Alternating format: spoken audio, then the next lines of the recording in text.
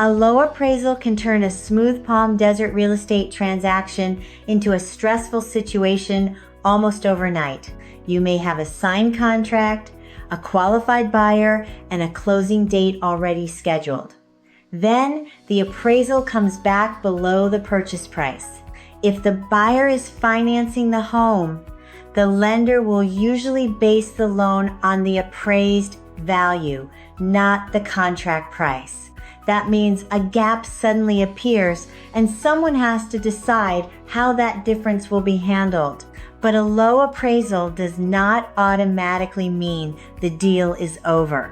In Palm Desert and throughout the Coachella Valley, homes can be difficult to compare. Two properties with similar square footage may have completely different values because of the neighborhood, HOA, or mountain views. The first step is to slow down and confirm the facts. How large is the appraisal gap? What does the buyer's loan program allow?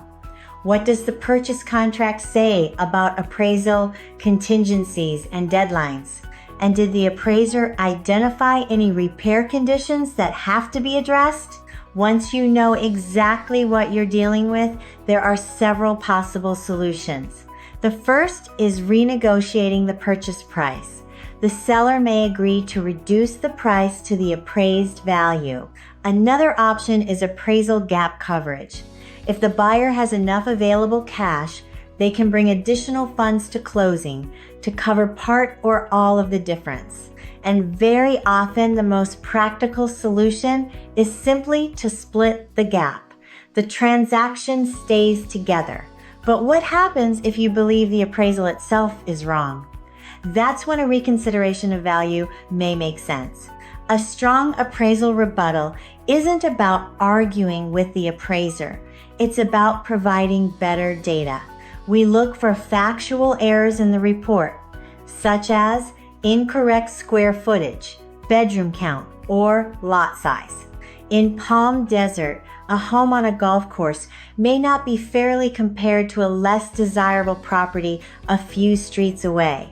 Upgrades matter too. Kitchen remodels, HVAC systems, and pool improvements should be documented clearly. For sellers, don't immediately agree to a full price reduction. Review the appraisal first. For buyers, decide how much appraisal gap you can realistically cover without draining your reserves.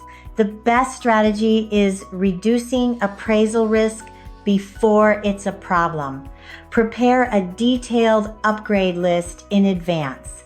If you're dealing with a low appraisal now, I can help you evaluate the comps and find the strongest path forward.